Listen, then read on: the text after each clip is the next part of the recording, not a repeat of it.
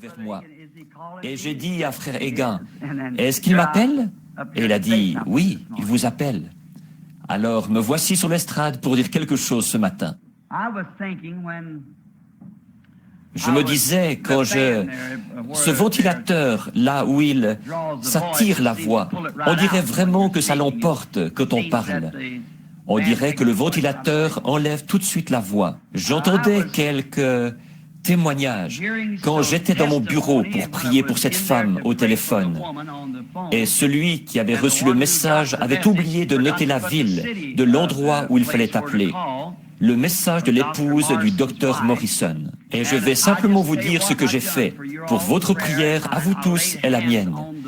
J'ai posé les mains sur le téléphone et j'ai montré du doigt le numéro, quel que soit l'endroit où c'était. Et j'ai demandé au Saint-Esprit d'aller vers cette femme. Alors je pense qu'il écouterait ça tout autant qu'il le ferait si nous... Voyez, puis j'ai simplement raccroché. Et il se pourrait que ce soit comme ça que le Seigneur voulait que ce soit. Voyez, il se pourrait que ce soit mieux comme ça. Et alors, j'ai entendu les témoignages pendant que j'étais là. Quelqu'un qui disait que ce Rook avait... Je crois que frère Neville a dit qu'elle avait fait un genre de dépression mentale. Accrochons-nous à Dieu pour ça, en gardant bien ceci à l'esprit. Dieu connaît les siens. Il connaît tout à leur sujet. Est-ce que vous entendez bien, tout au fond? Sinon, il y a des places vides ici à l'avant.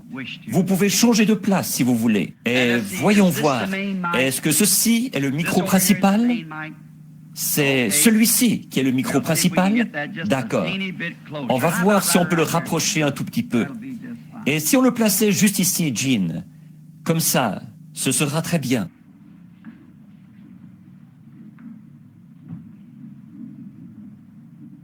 C'est que parfois, je suis un peu enroué. J'ai prêché pas mal. Est-ce que c'est mieux? Est-ce que vous entendez mieux? Alors, nous ne manquons pas de penser à ces gens en prière. Et nous voudrions vous signaler que nous avons eu des réunions glorieuses, là-bas à... Est-ce que c'est ce Rook que je vois? Je pensais que c'était elle que je voyais, que j'ai regardé une dame ici qui lui ressemblait. Je me suis dit... Je ne suis tout de même pas en train de dire des choses qui ne font pas de sens. Je regardais quelqu'un qui lui ressemblait vers l'arrière. Elle est à l'hôpital St. Edward.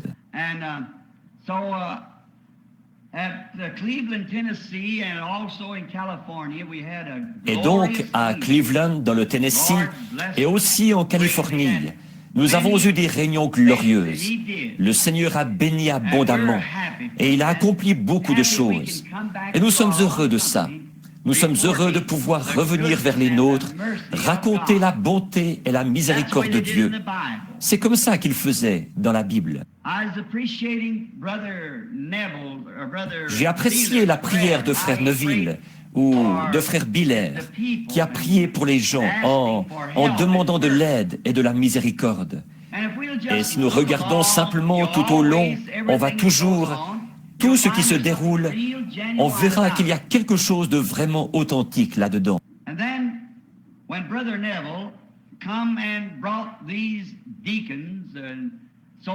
Ensuite, quand frère Neville est venu et qu'il a fait avancer les diacres et tout, à l'estrade ici, pour prononcer les bénédictions de Dieu sur l'offrande de l'Église, je l'ai entendu parler dans sa prière à Dieu, de ces hommes, de la façon dont ils priaient les uns pour les autres.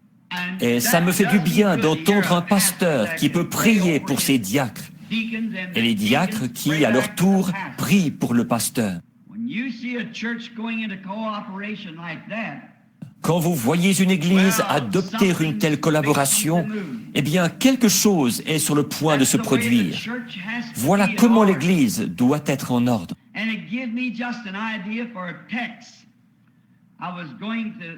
Et ça m'a donné une idée pour un sujet. J'avais l'intention de parler de la bénédiction à Kadès et du refus d'écouter le rapport des espions. Mais alors, je me suis ravisé. Là, j'ai décidé de parler de quelque chose d'autre. Et maintenant, en ce qui concerne la guérison, il y a juste un petit témoignage que je voudrais donner. J'espérais voir mon garçon Billy là derrière, mais il a ça dans sa poche. Et Billy va beaucoup mieux dans les réunions qu'avant. Il était nerveux, bouleversé, et il parlait un peu comme ceci aux gens. « Oh, va t'asseoir, va t'asseoir !» Il disait, je te donnerai une carte de prière. Mais j'ai remarqué dernièrement qu'il y a des gens qui viennent à la réunion, qu'il prend vraiment en pitié. S'il ne lui reste plus de carte de prière, alors il les installe dans une pièce pour que j'aille prier pour eux. Il est arrivé quelque chose comme ça à Chicago la dernière fois. Et je voudrais lire cette lettre, du moins s'il arrive. Je n'ai pas eu l'occasion de le voir. Il ne savait pas que je viendrais ici ce matin. Et que j'aurais besoin de cette lettre. Mais ça m'est simplement venu à l'esprit quand j'ai pensé à tant de maladies. Et voici ce qu'il en est. C'est une lettre recommandée que j'ai lue dans le journal. Non, on me l'a rapporté, que les journaux critiquaient Oral Roberts d'avoir prié pour une femme qui était atteinte du diabète et qui est morte. Et moi, bon, à titre d'Américain, j'aime bien écouter les lois et ceux qui nous dirigent. Mais ça, je pense que ce n'est pas juste. Je me demande s'il voudrait parler dans le journal de tous ceux pour qui Oral Roberts a prié et qui ont été guéris, de ceux que les médecins avaient abandonnés. Je me demande s'il voudrait faire le contraire une fois, voyez-vous. Ça, il ne le ferait pas. Et alors, je me dis que c'est peut-être le diable qui les a tellement embrouillés. Et Dieu permet ça. Alors, au jour du jugement, ils auront à rendre compte de ça. Mais moi, je connais des milliers de gens pour qui Oral Roberts a prié, qui étaient mourants et qui sont rétablis. Donc, voyez-vous, ils sont injustes à ce sujet. Ils vont publier leur point de vue, le point de vue critique, mais ils ne publieront pas l'autre point de vue. Or, le journal est censé tenir le public au courant des événements qui se produisent. Je pense que si les êtres humains sont intéressés les uns aux autres, alors, si quelqu'un est guéri, vraiment guéri, tous les journaux des États-Unis devraient publier cet article-là. Mais on ne peut même pas les engager pour faire ça. Non, présentez-leur quelque chose comme ça. Ils vont ricaner et s'en moquer et refuser ça. Par contre, là, s'il y a quelque chose à critiquer, ça prouve simplement que cette nation est prête pour le jugement. C'est vrai. Forcément qu'il y aura un jugement. Et il n'y a pas moyen d'y échapper. Ils ne font qu'amasser des charbons ardents sur leur tête, et tout. Et tellement dissocié du principe. Le principe d'un journal, c'est d'informer le public de tout ce qui se passe, que ce soit bon ou mauvais. Mais ils se sont éloignés de leurs principes. Et une fois qu'ils sont éloignés de leurs principes, alors ils n'accompliront pas leur but correctement. Et c'est pareil pour l'Église. Une fois que l'Église s'est éloignée de ses principes, elle ne peut jamais servir les saints correctement. Nous devons rester ensemble. Nous devons nous unifier. Nous devons être d'un même cœur, d'un même accord. Sinon, nous ne pourrons jamais servir ni Dieu ni les gens, à moins d'être d'un même cœur, d'un même accord, à soutenir les principes de la Bible et les choses que Dieu a dites, qui sont vraies. Nous devons toujours les soutenir. Billy avait mis dans la pièce à Chicago, quelqu'un était venu vers lui. Une femme avec son mari qui avait un cancer des poumons. Il se mourait. Sa femme était une victime de la polio dans un fauteuil roulant. Et elle essayait de prendre soin d'un homme qui arrivait à peine à se mettre debout, qui avait un cancer au poumon. Et Billy lui a dit, je suis désolé, monsieur. Il a dit, ça me ferait plaisir de vous donner une carte de prière. Et il a dit, mais il ne m'en reste plus une seule. Et il a dit, eh bien, d'accord, fiston. Il a dit, ce n'est pas grave. Il a dit, nous nous sommes efforcés de venir jusqu'ici, mais ce n'est vraiment pas facile pour nous. Billy a dit, je vais vous dire ce qu'il faut faire. Il a dit, je vais aller chercher papa. Je vais le faire rentrer, ensuite je vais le faire sortir. Et il a dit, à ce moment-là, dès que vous aurez écouté son message, il a dit, alors prenez votre femme et vous, entrez dans cette petite pièce-là. par laquelle je passe, et je lui demanderai de prier pour vous. Oh, il a dit, c'est un beau geste de ta part, fiston. Je n'en demande pas plus. Voyez, voilà une attitude. Voyez, je n'en demande pas plus. C'est bien. Voyez? Et ce soir-là, Billy, quand il est entré là, contrairement même à ce qu'il avait dit, là, il y avait avec lui son beau-frère qui saignait, qui souffrait d'hémorragie pulmonaire, et aussi sa belle-sœur qui saignait à l'estomac, qui avait des ulcères. Et ils étaient entrés là avec eux, en prétextant les aider à entrer.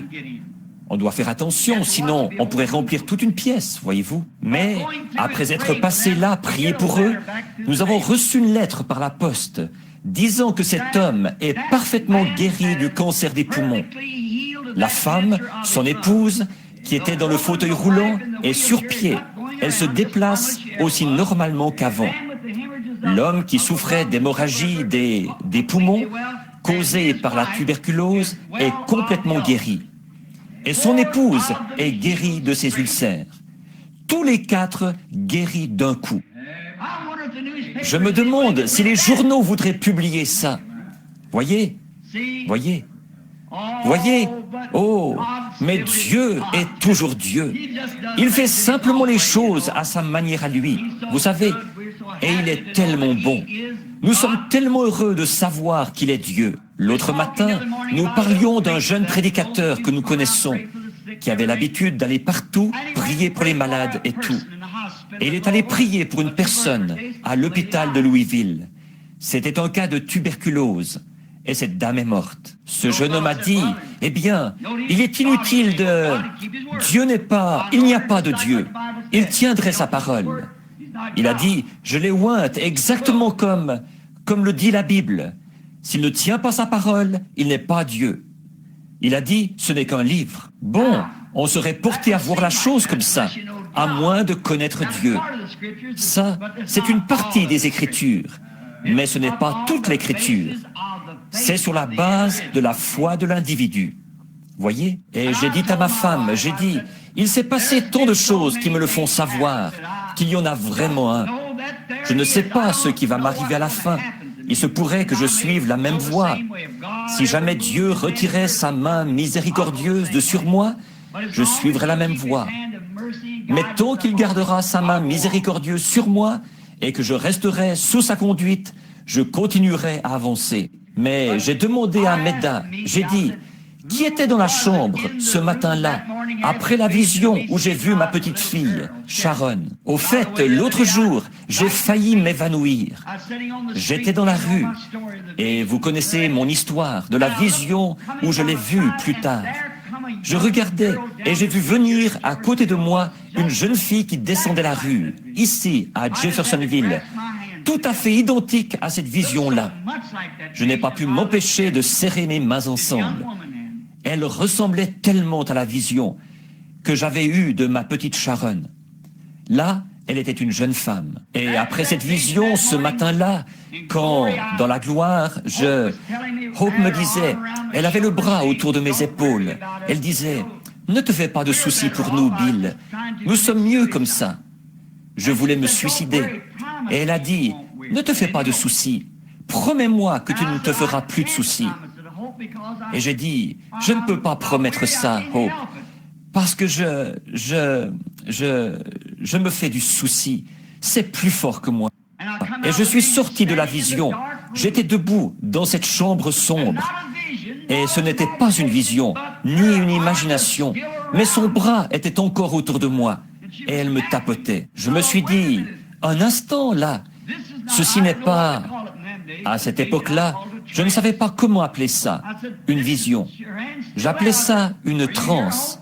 J'ai dit, ceci c'est... Sa main est encore là. J'ai dit, es-tu ici, Hope? Elle a dit, Bill, promets-moi que tu ne te feras plus de soucis pour moi et Sharon. Parce que j'étais au bout de ma route. J'étais sur le point de me suicider. J'ai dit, je te le promets. Elle m'a serré dans ses bras et elle m'a tapoté avec sa main. Et puis, j'ai dit, Hope, où es-tu? J'ai avancé à tâtons jusqu'à ce que j'ai saisi la petite chaîne de la lampe et je l'ai tirée. J'ai cherché partout, j'ai inspecté toutes les chaises pour voir si elle y était assise. Il est Dieu aujourd'hui, tout autant qu'il l'était sur la montagne de la transfiguration, quand Moïse et Élie sont apparus. Il est toujours Dieu. Nous pouvons passer par beaucoup de difficultés et d'épreuves. Souvenez-vous simplement qu'il y a quelqu'un qui sait, qui éclaire le chemin, qui rend la chose réelle. Je ne sais pas ce qu'il y a derrière le rideau, mais je sais une chose, je cours vers le but de la vocation céleste. Tous les jours, j'essaie de vivre pour ce grand événement qui aura lieu un jour, quand je le verrai face à face, et que je raconterai l'histoire, sauvé par grâce. C'est pour ce jour-là que je vis, laissant en arrière les choses qui y sont. Je veux courir vers le but. Continuez simplement à avancer. Je veux que ce tabernacle, maintenant que vous êtes sur pied, je veux que vous continuiez à courir vers le but de la vocation céleste. Quoi que vous fassiez, soyez fermement attachés les uns aux autres. Ayez l'esprit de clan le plus possible, mais en gardant toujours un bras tendu vers l'extérieur pour aller chercher quelqu'un d'autre pour les faire entrer. Mais quant à cette foi que nous prêchons maintenant et pour laquelle nous combattons, ne vous en éloignez pas d'un pouce. En effet, si vous croyez que je suis son serviteur, c'est ceci le programme de Dieu. Ce ne sera jamais dans la majorité, ce sera toujours dans la minorité. Ça a toujours été et ce sera toujours comme ça. Mais souvenez-vous, il est écrit, « Ne crains point, petit troupeau, votre Père a trouvé bon de vous donner le royaume. » Maintenant, il y a un groupe de fonctions dans notre Église. Diacres, administrateurs, surveillants de l'école du dimanche, pasteurs, selon l'ordre établi dans notre Église. Et c'est vous-même qui avez élu les frères qui occupent ces fonctions et le pasteur. Moi, je suis simplement le surveillant général. Je suis là pour veiller à ce que tout se déroule bien et pour donner des conseils et ainsi de suite. C'est vous qui élisez votre pasteur, qui élisez vos administrateurs, qui élisez vos diacres, qui élisez chaque fonction qu'il y a dans cette Église. C'est vous-même. Et c'est votre devoir de soutenir ces hommes, voyez-vous, car ils commettront des erreurs. Ce sont des mortels, ce ne sont que des hommes, et ils commettront des erreurs. Mais si le président des États-Unis commet une erreur, est-ce qu'on le renvoie comme président? On oublie ça et on va de l'avant. C'est comme ça que nous voulons faire dans notre Église maintenant. Je l'écoutais prier il y a quelques instants pour les diacres et d'entendre là derrière, à la porte, un témoignage des administrateurs que vous êtes tous d'un même accord. Maintenant, restez comme ça. Maintenant, vous les membres, soutenez ces administrateurs, ces diacres et ce pasteur. Et souvenez-vous, une fois que vous êtes unis comme ça, souvenez-vous que c'est le rôle du diable de faire en sorte que cette unité soit brisée. Or, ça l'a toujours été et ça le sera toujours.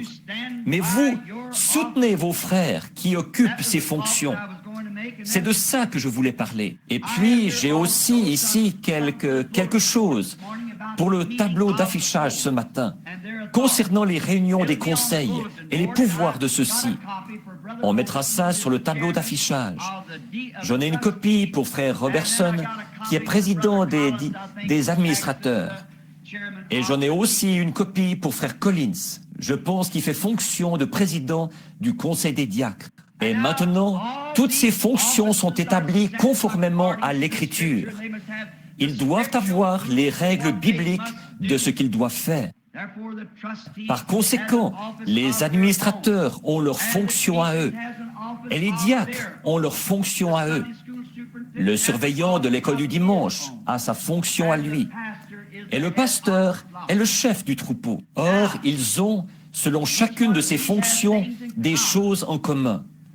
Alors je pense que vous ne devriez pas avoir vos réunions ensemble, mais séparément selon chaque fonction. Parce que les diacres n'ont rien à dire aux administrateurs, à moins d'avoir quelque affaire à leur soumettre. Et vice-versa, les administrateurs sont responsables des finances et de ce qui concerne le bâtiment. Ils n'ont rien à voir avec les diacres. Les diacres sont les policiers de l'Église et les assistants du pasteur. Et les administrateurs sont responsables de tous les biens. Les administrateurs n'ont rien à voir avec le côté spirituel. Et le diacre n'a rien à voir avec le côté financier. Par conséquent, ça doit être... Et le surveillant de l'école du dimanche est responsable de son école du dimanche. Donc, j'ai tout ça rédigé et tapé à la machine pour qu'on le mette sur le tableau d'affichage. Et puis, nous allons aussi mettre dans un cadre la doctrine que défend l'Église et l'afficher. Dans un cadre ici, dans l'Église, ce que nous défendons, les principes, la doctrine de l'Église. Or, pour être une Église, nous devons avoir une doctrine. Nous ne plantons pas de jalons pour dire « nous allons jusque-là, pas plus loin ». Dans la communion fraternelle avec tout le monde, nous allons aussi loin que Dieu nous permettra d'aller. Dans ses Écritures, avec les gens. Alors, serrez-vous les coudes, soyez d'un même accord, d'un même cœur, et allez de l'avant pour Dieu. Voilà ce que Dieu veut que nous fassions. Maintenant, prions. Ensuite, nous aborderons la parole. Oh, precious Lord, we are now about to approach the... Ô précieux Seigneur, maintenant nous sommes sur le point d'aborder la parole divine, ou la lecture de cette parole. Que ton Saint-Esprit nous interprète ce dont nous avons besoin. Donne-nous de parler, Seigneur, d'agir et de vivre, en sachant que nous sommes tous tes enfants, par grâce, puisque tu nous as appelés. Qu'il y ait une communion fraternelle dans cette Église, car nous sommes sur le point d'émerger dans un grand mouvement. C'est ce qu'il nous semble, qui va susciter d'autres ministres pour aller dans les champs de mission là-bas, ou si tu devais m'envoyer dans différentes régions du monde pour y établir la foi, je pourrais alors présenter un ministre prêt, disposé et formé pour prendre la relève. Et que la foi qui a été transmise aux saints une fois pour toutes et que nous défendons bravement devienne un cercle tout autour du monde. Accorde-le, Seigneur. Que ce petit tas de mauvaises herbes, c'est ce qu'il était le jour où nous te l'avons consacré. Qu'ici une église prenne naissance, Seigneur, d'où sortiront des ministres, des évangélistes, des docteurs et des missionnaires qui iront vers toutes les régions du monde. Nous voudrions demander ce matin une bénédiction spéciale pour notre frère et notre sœur Stricker qui souffrent en ce moment. Mais nous savons que nous devons tous subir ces épreuves. Chaque fils qui vient à Dieu doit être châtié, mis à l'épreuve. Si nous abandonnons facilement et que nous faisons demi-tour, alors nous sommes des enfants illégitimes et non les enfants de Dieu. Donne à frères et sœurs Stricker la force et la puissance pour qu'ils restent à leur poste, quitte à devoir mendier leur nourriture, mais que ta main bénissante soit sur eux. En effet, nous ne savons pas, mais il se pourrait que ce soit grâce à cet effort même que tu montres aux autochtones de l'Afrique ce qu'est un vrai chrétien. Accorde-le, Seigneur. Maintenant, que tout cela se fasse selon ta volonté. Bénis ce pasteur, frère Neville. Nous te prions, Seigneur, de faire de lui un berger du troupeau, comme tu l'as fait dans le passé. Et nous n'oublions pas sa charmante petite épouse, qui est très malade. L'ennemi voudrait laisser frère Neville avec ce groupe d'enfants, sans mère. Mais nous nous tenons là et nous plaçons par la foi le sang de Jésus-Christ entre cet ennemi et notre sœur. Que ton esprit, Seigneur, soit grand sur elle, sachant que toutes les femmes sont destinées à traverser cette vallée, des ténèbres de cet âge. Mais nous te prions d'être avec elles. Bénis ces petits-enfants Elle sera nerveuse maintenant et agitée, mais que le Saint-Esprit soit à la porte de la miséricorde en tout temps pour cette famille. Bénis notre conseil des administrateurs, notre frère Wood et notre frère Egan, frère Robertson et tous les autres, Seigneur, les diacres, les administrateurs et tous ceux qui œuvrent ensemble dans l'Église. Nous te prions, Seigneur, de leur donner d'exercer leur mandat dans la sainteté et la justice.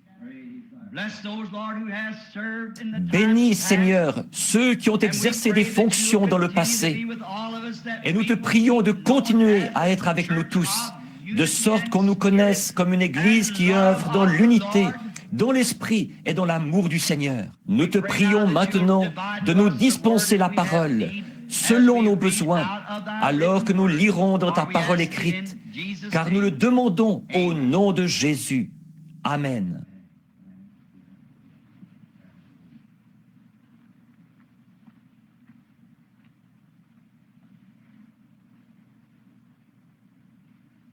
En priant, je pensais pendant que nous bénissions ou que nous demandions des bénédictions pour notre conseil moderne, notre nouveau conseil des administrateurs et ainsi de suite. Je pensais à notre frère Fliman, à frère Ditzman et à ceux qui sont assis ici, qui ont été de bons collaborateurs précédemment. Nous voulons rendre grâce à Dieu de leur service loyal. Que le Seigneur soit toujours avec eux, pour les bénir et les aider. Je voudrais lire avant. Souvenez-vous de ceci, là, le tableau d'affichage et tout, et les réunions qui auront lieu prochainement. Nous sommes heureux d'avoir parmi nous ce matin, eh bien, je pourrais le dire comme ceci, un homme qui m'a été très précieux dans le passé et qui m'est précieux maintenant, un bon frère, Fred Sothman, et son épouse de la Saskatchewan au Canada, qui est ici pour séjourner avec nous dans notre nation. Il est ici pour demeurer dans le pays, mais dans notre communion fraternelle, il est un frère bien-aimé. Frère Fred Sothman, qui est assis là-bas, c'est lui qui a organisé la campagne pour moi quand j'étais au Canada. Et un autre précieux frère, qui était aussi autrefois canadien, qui a été un homme d'affaires et qui peut prouver au monde qu'on ne peut pas donner plus que Dieu. Lui et son copain ont créé une fondation dont les fonds sont destinés à la construction de bâtiments ou aux missions étrangères. Une fondation. Ils m'ont fait venir à Auckland pour une réunion et ils ont dit qu'ils avaient l'argent, qu'ils allaient tout parrainer par leur fondation. Frère Fred et moi, nous avions essayé ça avec de l'argent que frère Fred avait, que je n'avais pas voulu accepter à titre individuel. Et donc, nous avions décidé de donner ça aux Canadiens, de ne même pas ramasser d'offrandes. Mais ça n'a pas vraiment été un succès. Les réunions se sont bien passées, mais vu que nous n'avions pas ramassé d'offrandes, peu m'importe que l'Église vaille 100 milliards de dollars, on le doit quand même à Dieu de ramasser une offrande. Ça fait partie de l'adoration. Et vous volez ça. Autant je suis contre l'argent et ces choses-là. J'ai découvert que quand un homme a tort, autant admettre qu'on a tort. En effet, frère Fred et moi, nous avons constaté que ça n'a pas vraiment donné un bon résultat. Et frère Borders, quand j'ai quitté frère Fred et que je suis allé vous rencontrer à Auckland, j'ai dit, ne faites surtout pas ça. Faites passer le plateau à offrande. Ramassez une offrande. Et ce que vous aurez récolté, remettez-le dans votre fondation pour une autre réunion quelque part. Et avant la fin des services, frère Border et ses amis sont venus me dire, tout ce que nous avons mis dans la réunion est déjà recueilli. Et puis, il y a quelques jours, il a organisé une réunion à San José, en Californie, où il a réuni, je pense, 60 ou 70 églises dans la vallée, de toutes les différentes confessions, qui ont toutes collaboré. Nous avons eu une réunion formidable. Et nous allons y retourner en novembre. Nous sommes heureux que vous soyez parmi nous, frère Borders et frère Fred, assis là-bas au fond. Ces hommes vous sont peut-être inconnus, à vous, mais ils ont été des frères précieux pour moi sur les champs de mission. Ils combattent pour la foi que nous défendons. Que Dieu vous bénisse, frères. Nous sommes contents que vous soyez parmi nous ce matin, dans notre petit tabernacle ici. Il n'est pas très beau, mais il y a quelque chose ici. Nous savons que Dieu habite ici, voyez-vous? Alors nous sommes heureux de ça. Et il y a d'autres précieux frères. Si j'avais le temps, je les nommerais, qui sont parmi nous aujourd'hui. Maintenant, j'envisage et je prie, c'est que, dans quelques jours, si le Seigneur le veut, je voudrais aller, je me sens conduit. Je ne l'ai pas encore annoncé. La prochaine réunion dans l'Ohio pourrait être avec frère Sullivan, au terrain de camping très prochainement. C'est seulement un trajet d'une centaine de milles pour aller là-bas, je pense. Jean, quelque chose comme ça. Ce sera un beau voyage, si vous n'avez rien de prévu pour vos vacances, si le Seigneur continue à nous conduire. Un homme très bien, et nous avons beaucoup d'estime pour frère Sullivan, beaucoup. Ce n'est qu'un... Il est maire de la ville, il l'a été, simplement un ex-maire. Et ce n'est qu'un homme du Kentucky, à l'ancienne mode. C'est tout ce que je peux dire de lui. Quand je l'ai rencontré l'autre jour, tous les deux, nous avons grandi là-bas, dans les montagnes du Kentucky. Il m'a dit, « Est-ce que tu as toujours ton asafétida autour du cou, Billy ?» Maintenant, vous savez qu'il est vraiment du Kentucky. Maintenant, prenons... Je ne dis pas ça pour manquer d'égard envers mes frères du Kentucky qui sont ici, frère Jeffries et les autres. Moi aussi, je suis du Kentucky, vous savez. Je vous dirai une chose que nous sommes. Nous ne sommes pas du Kentucky et nous ne sommes pas non plus américains. Nous sommes des pèlerins et des étrangers. Nous cherchons une ville à venir.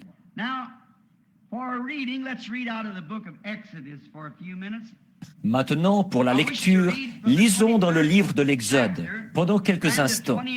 Je voudrais lire au chapitre 23, du verset 20 au verset 23 inclus. Je voudrais tirer un sujet ce matin comme ceci, de ceci plutôt, une délivrance totale. Et je ne parlerai pas longtemps. Là, j'attendais pendant que vous preniez le livre et le chapitre. Voici, j'envoie un ange devant toi pour te protéger en chemin et pour te faire arriver au lieu que j'ai préparé. Tiens-toi sur tes gardes en sa présence. Écoute sa voix. Ne lui résiste point, parce qu'il ne pardonnera pas vos péchés, car mon nom est en lui. Je suis sûr que l'Assemblée sait qui était cet ange. Mon nom est en lui.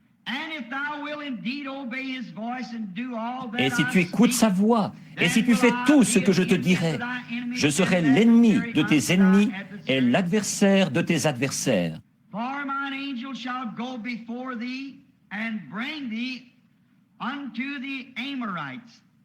Mon ange marchera devant toi et te conduira chez les Amoréens, les Hétiens, Phéréziens, Cananéens, Éviens et Jébusiens, et je les exterminerai. Que le Seigneur bénisse sa parole, alors que nous parlerons maintenant pendant quelques instants, s'il vous plaît. Je réfléchissais sur ce sujet d'une délivrance totale.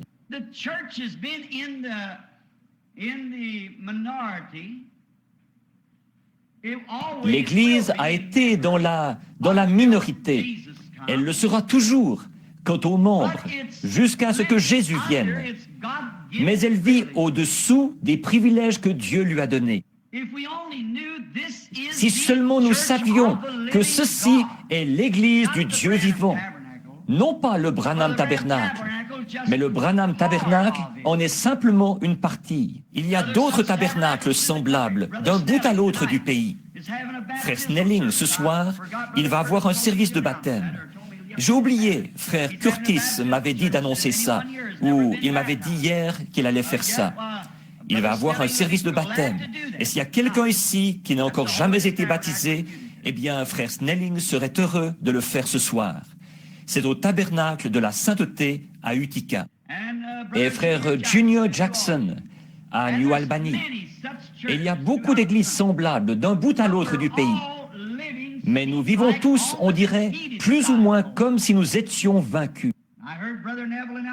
J'ai entendu frère Neville annoncer ce matin, j'étais là derrière, que c'est comme si ça m'était venu à l'esprit, que les gens, semble-t-il, s'éloignent de la délivrance. Ça semble être quelque chose que les gens ont vu, et alors ils mettent ça de côté. Oh, eh bien, Dieu peut le faire. Mais ce n'est pas la bonne attitude. Now Moses, when he was called by God, he was a total, complete Moïse, là, quand il a été appelé par Dieu, il était un prophète total, complet. Quand Dieu envoie un homme pour faire quoi que ce soit, il l'équipe complètement de tout ce qu'il lui faut. If God calls a man to be a preacher, he puts something in him to preach with. Si Dieu appelle un homme à être un prédicateur, il met quelque chose en lui, ce qu'il faut pour prêcher. S'il l'appelle à être un docteur, il met quelque chose en lui, ce qu'il faut pour enseigner. S'il l'appelle à être un prophète, il met quelque chose en lui, ce qu'il faut pour voir des visions et pour être un prophète. Dieu équipe toujours complètement son homme. Et c'est exactement ce qu'il a fait quand il a envoyé Moïse en Égypte. Il l'a élevé d'une certaine façon, il l'a instruit d'une certaine façon, et il l'a modelé, et l'a formé, et l'a façonné. Après qu'il avait promis à Abraham des centaines d'années auparavant qu'il délivrerait les gens, alors il avait prévu qu'il formerait Moïse exactement comme Moïse l'a été.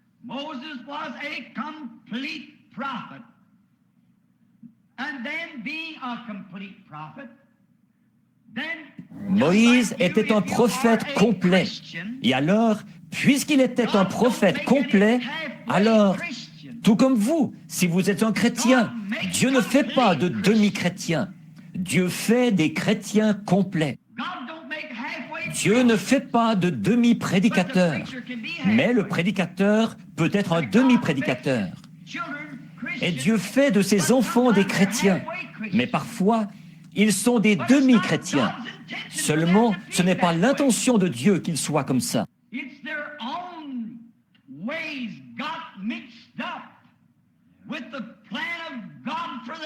Ce sont leurs propres voies qui se sont mêlées au plan de Dieu pour leur vie.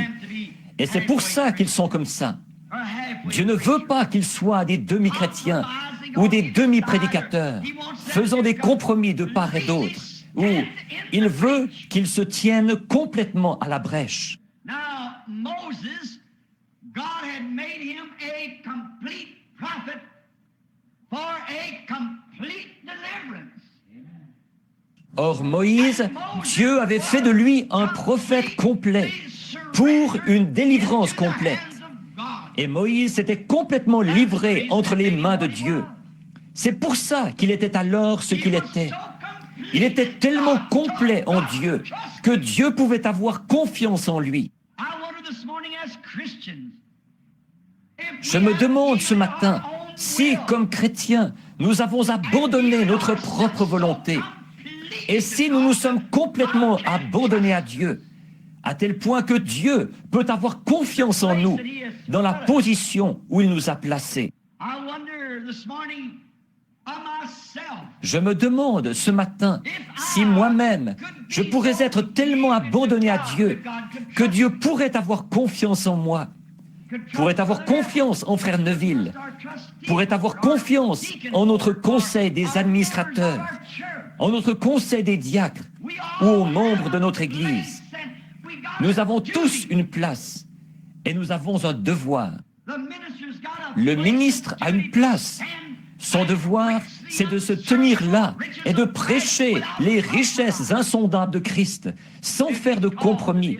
S'il est appelé à être un prédicateur, il n'usera d'aucun ménagement envers qui que ce soit s'il est appelé à être un prédicateur.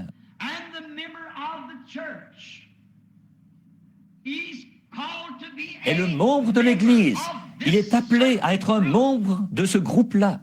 Alors, il ne fera aucun compromis. Si l'Église croit qu'on ne doit pas jouer à des jeux d'argent, alors ce membre ne devrait jamais toucher à un jeu de cartes. Nous ne croyons pas à la boisson. Il devrait tourner la tête complètement de la boisson. Si nous ne croyons pas au jeu d'argent, ni au tabac, le membre de cette Église-là ne devrait jamais toucher à une telle chose. Dieu donne une délivrance complète.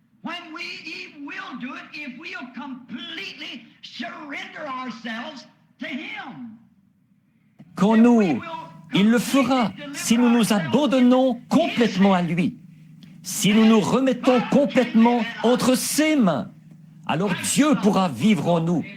Christ, l'espérance de la gloire, il pourra se refléter en nous, alors que nous nous enlèverons du chemin.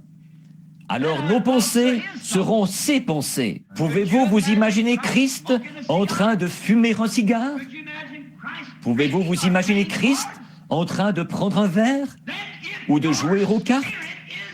Alors, si votre esprit est une partie de son esprit, il veut qu'il en soit ainsi par votre confession.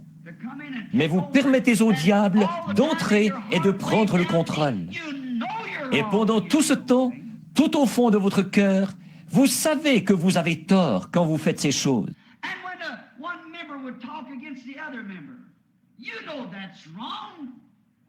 Et qu'un membre dise du mal de l'autre membre, vous savez que c'est mal, ça. Vous avez reçu l'ordre de prier les uns pour les autres. Non pas de dire du mal les uns des autres, mais de vous aimer les uns les autres. Et si quelqu'un est abattu, relevons-le, aidons-le. Alors, ça fera de nous un groupe de croyants unis. Or, quand nous n'obéissons pas à ça, alors nous n'obéissons pas à Dieu. Et Dieu n'est pas content de nous. Par conséquent, notre Église, nos fidèles ne peuvent pas prospérer. L'Église ne peut pas avancer. C'est parce que nous sommes tous désunis. Comme Jésus l'a dit, un peu de levain fait lever la pâte. Maintenant, si le conseil de l'Église, ou par exemple les diacres, s'ils venaient dire que nous devrions, s'ils pensaient que nous devrions construire un nouveau tabernacle, si c'est le vote des diacres, et si on a consulté les administrateurs et qu'ils n'ont pas l'argent pour le faire, alors ils auront un programme de construction, comme ce que nous avons maintenant. Ensuite, c'est présenté à l'Assemblée générale, comme on devrait être. Toute l'Église être souveraine. Puis, si l'Église vote en faveur du nouveau tabernacle, alors nous devrions tous ensemble collaborer à la construction de ce nouveau tabernacle. Franchement, moi-même, quand ils m'ont parlé d'un nouveau tabernacle, j'étais contre cette idée-là. C'est vrai. J'ai dit, nous n'avons pas vraiment besoin d'un nouveau tabernacle. Je vais probablement partir d'ici très bientôt, puisque le Seigneur, si ce qu'il m'a montré se réalise. Qu'avons-nous besoin d'un nouveau tabernacle? Nous n'avons pas l'argent pour ça. Ensuite, je suis venu et j'ai considéré le sentiment de l'Église, que l'Église, en majorité, semblait vouloir ça. Alors, qu'est-ce que j'ai fait? J'ai sacrifié mes propres idées et je me suis rallié à l'Église. Bien sûr, faisons-le. Si c'est comme ça que nous tirons au sort, c'est comme ça que c'était au temps biblique, c'est comme ça que l'Église votait. La souveraineté, les groupes de gens, ils se réunissaient. L'union fait la force. Et donc j'ai dit, certainement, si c'est ce que l'Église veut, si c'est ce que Dieu veut, il a plus autorité par le vote de tout un groupe de gens que par moi. Parce que je n'ai aucune vision pour dire que ça ne devrait pas être. Alors, nous nous rallions à l'Église et nous avançons avec l'Église. Et je donne mon appui à ça pour faire tout ce que je peux, voyez-vous, pour donner un coup de main à l'Église. Ça devrait être le motif de chaque chrétien et de chaque personne dans l'Église. C'est de nous unifier et de nous serrer les coudes. Ce pourquoi l'Église vote, c'est ce que nous devrions soutenir. Alors, disons par exemple qu'on veut modifier quelque chose dans l'Église. Eh bien, alors si les administrateurs veulent ça, si quelqu'un d'autre veut ça, les diacres, s'ils veulent modifier quelque chose, on présente ça devant l'Église. alors l'Église réunie. Et si notre idée là-dessus semble un peu différente de celle de l'Église tout entière, sacrifions cette idée, parce que c'est le seul moyen par lequel nous pouvons rester unis. Et si cette Église continue seulement à avancer comme maintenant, et si elle s'unit, Dieu, il n'y a pas de limite à ce qu'il accomplira. Si nous nous serrons les coudes, nous devons nous serrer les coudes. C'est comme ça que nous voulons être, tellement complets les uns avec les autres, et alors tellement complets entre les mains de Dieu. Et puis, nous devons avoir un homme dont nous croyons qu'il prêche la parole de Dieu. Si cet homme ne le fait pas, alors prenez quelqu'un qui le fait vraiment. Voilà la position que nous devons avoir. Si le conseil des administrateurs ne veut pas soutenir ce qui est juste, alors c'est votre devoir d'élire quelqu'un qui défendra ce qui est juste. Et après avoir fait ça, soutenez-le. C'est à vous d'y voir. Soutenez-le. Et tous ensemble, nous défendons une seule cause, c'est Dieu. Si un membre commet une erreur, ne le repoussez pas, aidez-le, relevez-le. Réunissez-vous, ayez un entretien les uns avec les autres. Voilà ce que l'Écriture dit. Quand nous commettons une erreur, allons auprès de Dieu. Avant d'aller auprès de Dieu, nous devons aller auprès de la personne que nous avons offensée. J'ai dû faire ça dernièrement. Je sais que j'avais mal agi, j'avais menti, j'avais incité ma femme à mentir. Je crois que je vous en ai parlé. Ici à l'église. C'était il y a quelques jours, il n'y a pas longtemps, il y a à peu près 6 semaines de ça. Les avocats m'avaient tellement perturbé avec cette enquête que je ne savais plus trop où j'en étais. Je venais de rentrer du bureau pour dîner. Le numéro de téléphone privé a sonné et Meda est allée répondre au téléphone. Elle a mis sa main sur le combiné, elle a dit « C'est encore les avocats ». J'ai dit « Je ne pourrais pas endurer une autre soirée de ça ». On dirait que je suis en train de perdre la tête. Je perds la raison. Ils me pressent par ici, par là, par ici. J'ai dit, je ne peux pas supporter ça. Je me suis levé d'un bond, j'ai dit, dis-leur que je ne suis pas là. Et je me suis précipité derrière la maison. Quand je suis revenu, Meda est très consciencieuse pour ces choses. Elle est venue me voir à la porte. Elle était au bord des larmes. Elle a dit, Bill, est-ce que c'était la bonne chose à faire? Vous savez comment vous êtes. Je sais comment moi je suis. J'ai dit, bien sûr, je n'étais pas ici à ce moment-là. Je savais que Dieu m'avait condamné pour ça. J'ai dit, je n'étais pas ici à ce moment-là. Elle a dit, mais tu étais ici quand il a appelé. Cet après-midi-là, je suis allé prier pour un bébé malade. Avant de quitter la maison, le téléphone a sonné de nouveau. Et le petit Joseph est allé vite saisir le téléphone. Et il a dit, papa, tu veux que je leur dise que tu n'es pas là? Voyez-vous comme le péché corrompt? Quel genre de famille on aurait là à la fin? 1 Jean chapitre 5 au verset 21 dit « Si notre cœur ne nous condamne pas, nous avons de l'assurance devant Dieu.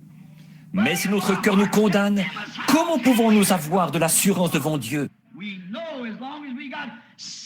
Nous savons que tant que nous avons un péché qui n'est pas confessé, il ne nous exaucera jamais. » C'est fort, mais l'Église a besoin de ces choses. Alors, je me suis mis à prier pour ce bébé.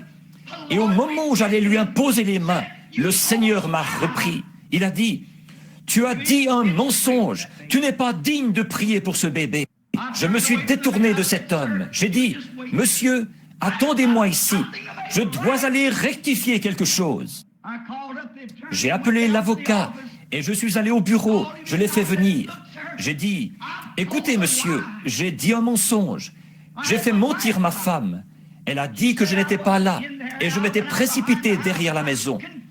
J'ai confessé ça et je lui en ai parlé. Il s'est avancé et il a mis les mains sur mon épaule. Il a dit, « Frère Branham, j'ai toujours eu confiance en vous, mais maintenant, j'ai plus confiance que jamais. » Un homme, il a dit, qui est prêt à réparer ses torts. Je lui ai dit, je me suis mis à prier pour un bébé.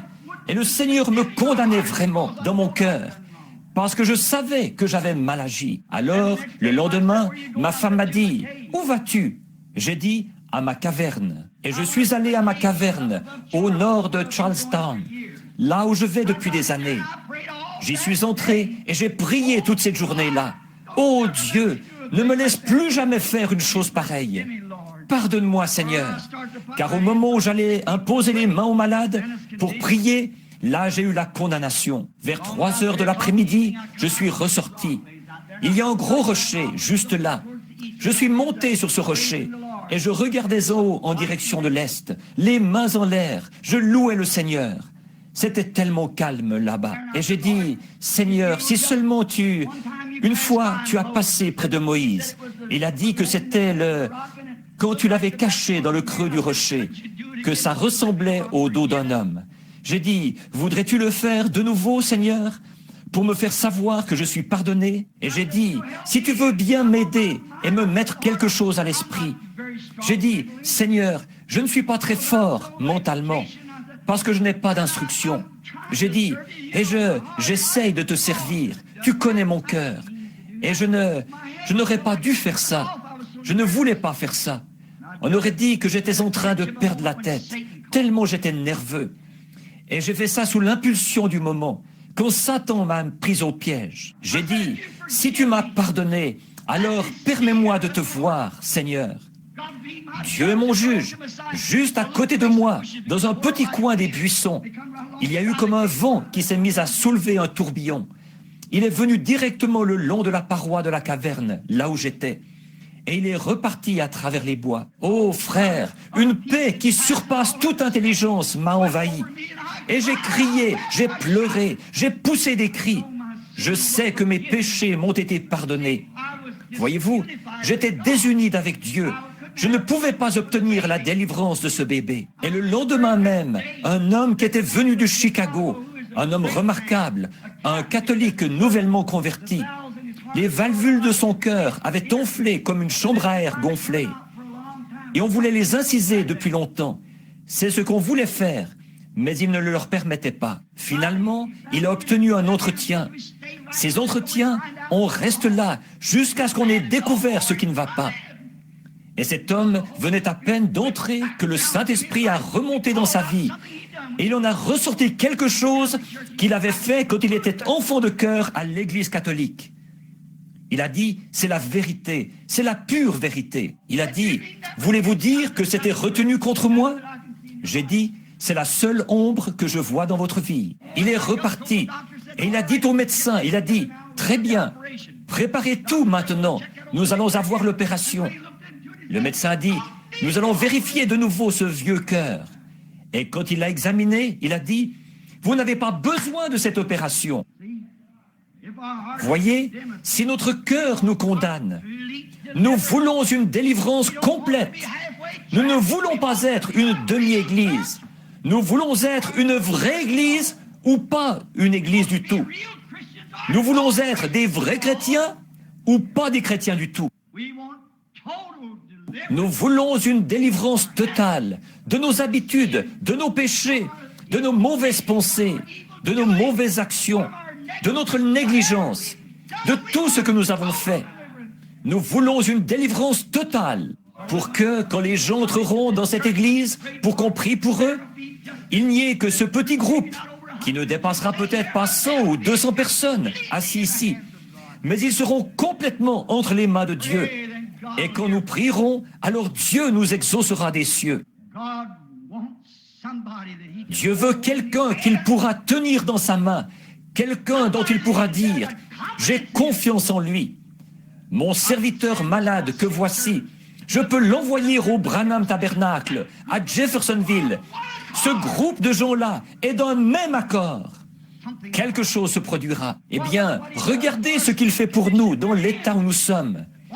Qu'est-ce qu'il ferait si nous étions d'un même cœur et d'un même accord? Le seul moyen pour nous d'y arriver, c'est d'unifier nos cœurs dans l'amour fraternel, d'obéir aux frères qui occupent des fonctions dans l'Église et au pasteur, et le pasteur d'obéir à Dieu. Alors Dieu agit à travers le pasteur, à travers le conseil, jusque dans l'Église. Et tous ensemble, nous formons un seul bloc pour le royaume de Dieu. Alors Dieu exaucera quand nous aurons un groupe unifié. Ne laissez rien vous nuire. Ne vous effrayez de rien. Or, voilà le genre de personne que Dieu a destiné à prendre le pays. Moïse était complet. C'était un homme qui ne faisait pas de compromis. S'il y avait du remue-ménage, des querelles et autres, il ne faisait pas de compromis. C'est ce que Dieu veut de nous maintenant. Pharaon voulait consentir. Il a dit, Moïse, vous pouvez tous partir, mais alors laissez vos enfants ou laissez certains de vos troupeaux ici. C'est comme ça que le diable veut qu'un chrétien vienne. Il n'y a pas de mal à ce que tu adhères à l'Église, mais ne pardonne jamais à Jones. Il n'y a pas de mal si tu peux y apporter, si tu peux aller. Tu n'as pas à renoncer au tabac, à la boisson, au mensonge, au vol, aux critiques, à la médisance. Tu n'as pas à renoncer à ça. Adhère à l'Église, c'est tout. Mais Moïse n'était pas un faiseur de compromis. Il voulait une délivrance complète. Il a dit, nous ne laisserons pas un seul ongle ici. Nous prendrons tout ce qui nous appartient quand nous irons adorer l'Éternel. Voilà comment devrait être l'Église. Nous prendrons la justice, nous prendrons la sainteté, nous prendrons le Saint-Esprit. Nous prendrons un groupe unifié quand nous irons à l'autel. Nous serons un vrai groupe. Nous ne laisserons rien derrière nous. Nous prendrons tout. Il ne restera pas un seul ongle ici. Vous savez, des gens peuvent prier de telle sorte que le diable soit obligé de lâcher prise. C'est comme ça que Moïse et son groupe ont fait. Ils sont arrivés là et ils se sont mis sous le sang. Vous avez remarqué, il n'y a pas eu de délivrance totale tant qu'ils ne se sont pas mis sous le sang. Moïse lui-même, il était unifié à Dieu. Mais Israël ne l'était pas. Il y avait encore du péché. Il murmurait contre Moïse. Et il disait, « Pourquoi fais-tu ça? Tu nous attires plus d'ennuis. » En effet, Pharaon doublait la quantité de briques qu'il devait faire et tout. Ça, c'était Moïse. Lui, il était complètement entre les mains de Dieu, totalement délivré de la garde de brebis, pour garder les brebis de Dieu. Lui-même, il était totalement délivré. Mais le peuple n'était pas délivré, parce qu'il y avait encore des murmures parmi eux. Un soir, quand Dieu avait décrété qu'on devait tuer un agneau, un type de Christ, et que le sang a été trempé dans l'hysope, c'est-à-dire une herbe toute simple, ordinaire, humble, et appliquée sur le linteau de la porte et sur les poteaux, c'est là qu'Israël a été complètement délivré, sans laisser un ongle là-bas. Tout ce qui leur appartenait a été délivré. Leur famille, leurs bien-aimés et tout ont été délivrés quand ils se sont mis complètement sous le sang. C'est là que l'Église sera complètement délivrée, quand tout aura été mis sous le sang, quand vos péchés auront été mis sous le sang, quand votre tabac, quand vos jeux d'argent, quand votre tricherie, quand votre vol, quand votre mensonge, quand tout aura été mis sous le sang, alors il y aura une délivrance totale. Si vous avez fait du tort à quelqu'un, réparez ça. Vous ne pouvez pas apporter ça sous le sang. Ça n'y restera pas. Vous ne pouvez pas l'apporter. Quelque chose vous empêchera de le faire. Quand votre moi aura été complètement, totalement mis sous le sang, il y aura une délivrance totale. Alors vous connaîtrez une liberté que vous n'aviez jamais connue auparavant. Quand tout aura été mis sous le sang, soumis au royaume de Dieu, alors il y aura une vraie délivrance. Jesus was completely, totally man. He could cry like a man. He could eat like a man. Jésus était complètement, totalement homme. Il pouvait pleurer comme un homme. Il pouvait manger comme un homme. Il pouvait être fatigué comme un homme. Il était complètement, totalement homme dans son être physique. Et dans son esprit, il était complètement, totalement Dieu. Alors, il a soumis sa chair à l'esprit qui était en lui. Voyez-vous, il a été tenté de toutes les manières, comme nous. Il était un homme, pas un ange. Il était un homme. Il a eu des désirs et des tentations, exactement comme nous en avons. La Bible dit, il était un homme, pas un ange au-dessus de la tentation. Hébreux 1 dit qu'il a été, Hébreux 1:4 dit qu'il a été abaissé au-dessous des anges. Il était homme, complètement homme. Alors Dieu a pris un homme complet pour produire une délivrance totale. Et il l'a rempli de son esprit. Le Saint-Esprit était en lui sans mesure. Et il a été tenté comme nous avons été tentés. Il était complètement Dieu. Il l'a démontré quand il a ressuscité les morts, quand il a arrêté la nature, les mers mugissantes et les vents violents. Quand il a parlé aux arbres et tout, ils lui ont obéi. Il était Dieu à l'intérieur. Et il aurait pu être un homme, car il était effectivement un homme. Mais il s'est totalement et complètement remis comme homme entre les mains de Dieu pour être au service de Dieu. Et il est notre exemple. Nous sommes des hommes et des femmes. Nous sommes aussi des chrétiens.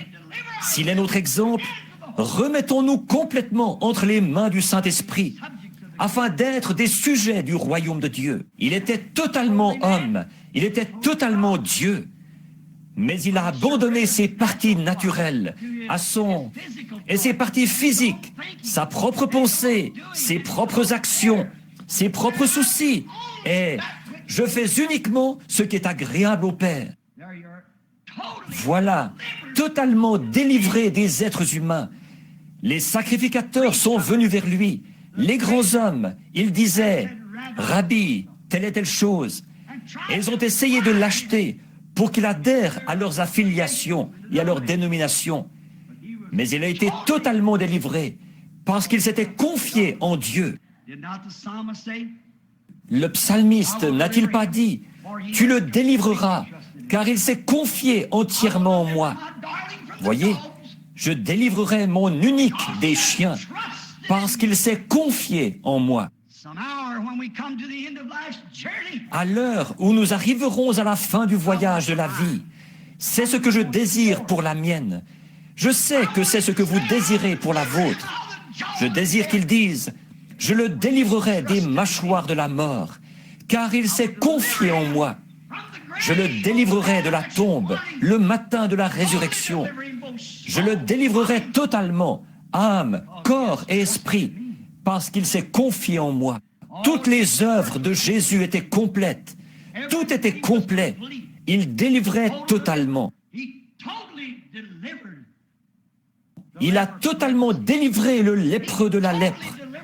Il a totalement délivré la femme à la perte de sang, de sa perte de sang.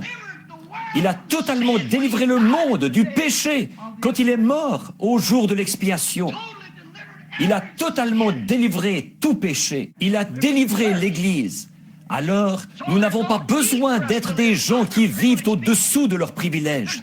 Nous n'avons pas besoin de vivre dans un état de défaite, parce qu'il a vaincu le diable.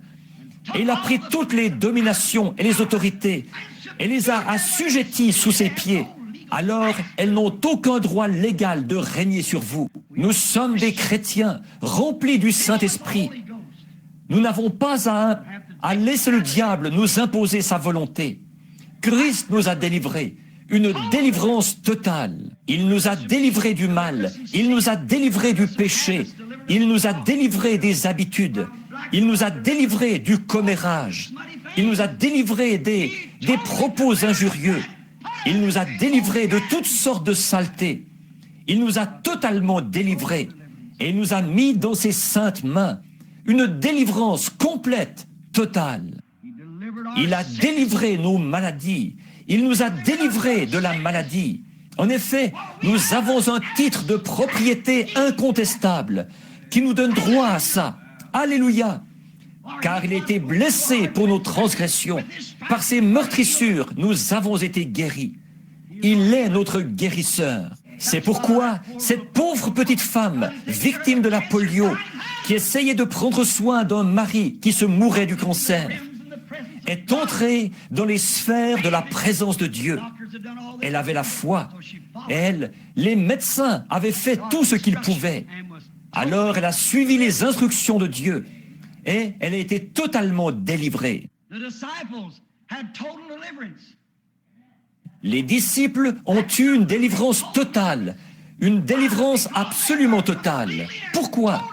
Parce qu'ils étaient complètement et totalement remplis du Saint-Esprit. Quand vous n'êtes qu'un membre d'église qui a serré la main du pasteur ou qui a eu une petite expérience, comme de sauter, de pousser des cris, de parler en langue ou quelque chose du genre, et vous avez encore de la méchanceté dans votre cœur, des comportements bizarres, de dire des mensonges, de fumer la cigarette, de convoiter les femmes, il y a quelque chose qui ne s'est pas encore produit. Il y a quelque chose qui ne va pas.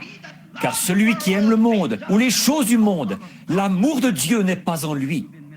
On vous a induit en erreur. C'est à leurs fruits que vous les reconnaîtrez. Nous voulons tous ensemble nous unifier au Saint-Esprit. Tous les membres devraient s'unifier les uns aux autres. L'amour de Dieu est répandu dans nos cœurs par le Saint-Esprit. Il nous purifie de toute iniquité.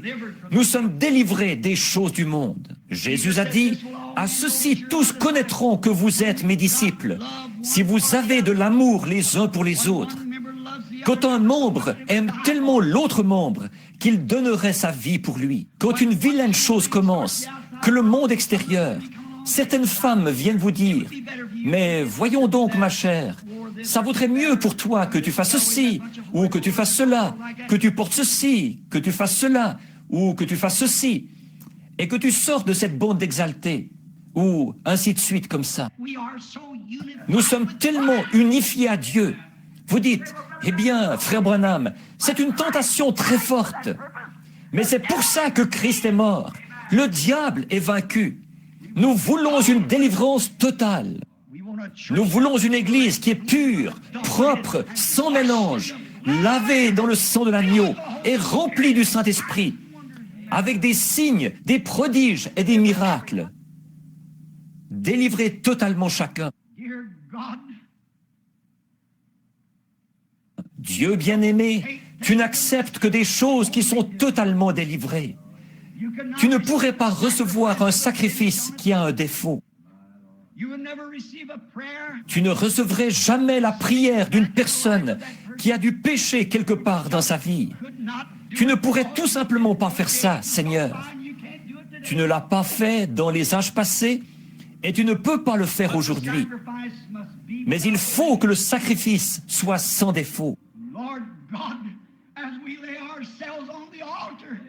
Seigneur Dieu, alors que nous nous déposons nous-mêmes sur l'autel, comme vie sacrifiée, enlève de nous, ô Seigneur, toute tache de péché.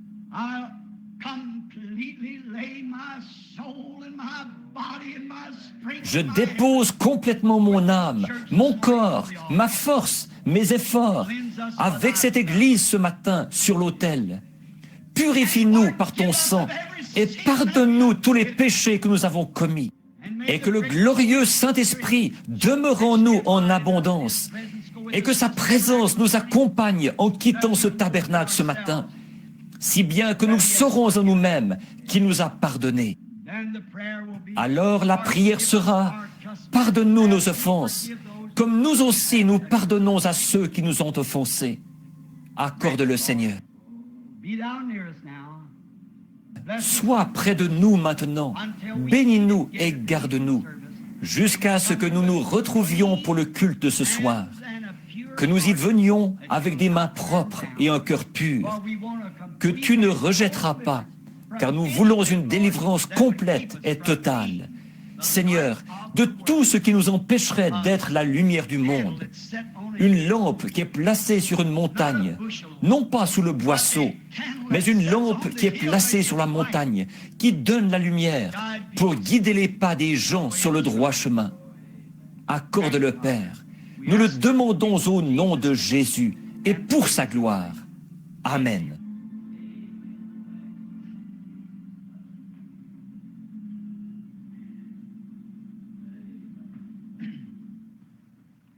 Je vais demander à Doc Je pense qu'il est là-bas au fond, ou à l'un des diacres qui est présent, pour que l'Église puisse lire ceci. Doc, viens mettre ça sur le tableau d'affichage, pour que l'Église puisse voir ça en sortant. Et puis, frère Collins, s'il est ici, est-ce que frère Collins est ici? Donne-lui l'autre.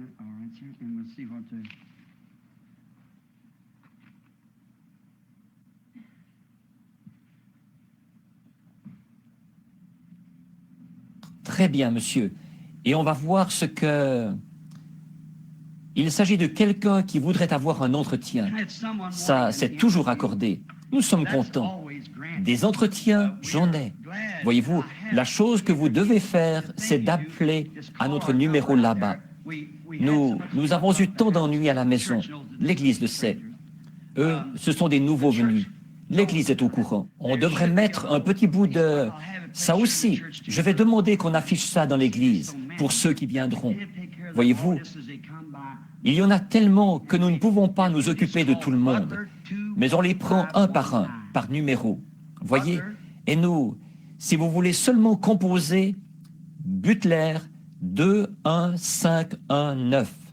Butler. Et n'importe quel membre qui voit quelqu'un qui a un besoin, je suis toujours content de voir les gens. Mais nous avons une méthode habituelle. Il y a des gens qui ont déjà appelé, plusieurs, voyez-vous, et nous les faisons passer un à un au fur et à mesure qu'on avance. Alors, il y a... Autrefois, on faisait ça un peu au hasard, n'importe comment. On passait, on sautait, les gens rentraient chez eux déçus et tout. Maintenant, ils ont tout mis vraiment en ordre. Et c'est de ça que nous essayons de parler maintenant, voyez-vous, de tout mettre en ordre de façon parfaite. Et je serais content de voir ces chers gens, s'ils veulent seulement composer Butler 2, 15, 19, 1, 5, 1, 9. Et M. Mercier ou M. Gaude, l'un des deux, répondra au téléphone et vous dira exactement quand vous pourrez avoir un rendez-vous. Nous avons un local là-bas, climatisé et prêt pour qu'on puisse y recevoir les gens et prier pour eux. Nous ne demandons pas mieux que de faire ça. Maintenant, la raison pour laquelle je ne viens pas à l'église, les gens pensent que je cherche à m'éloigner des gens. Ce n'est pas ça.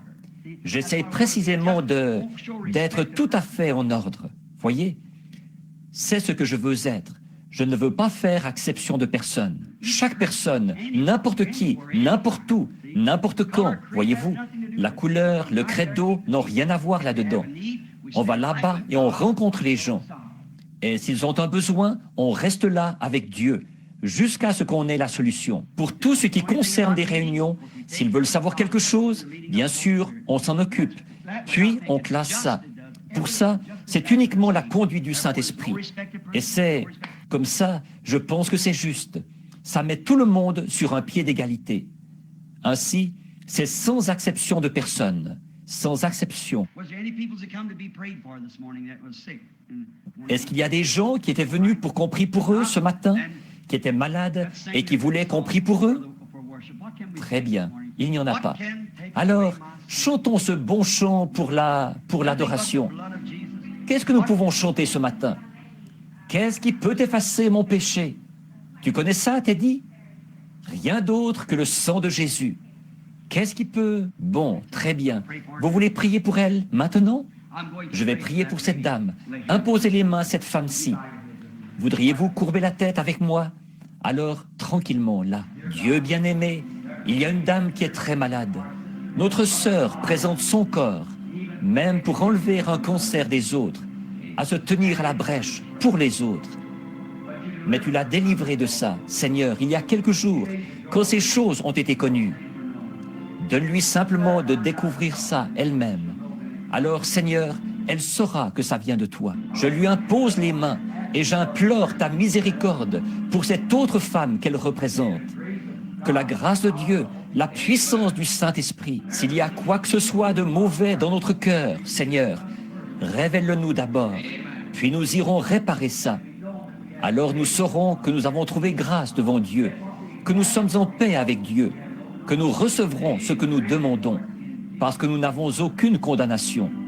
Accorde-le, Seigneur. C'est au nom de Jésus que je prie. Amen. What can wash away my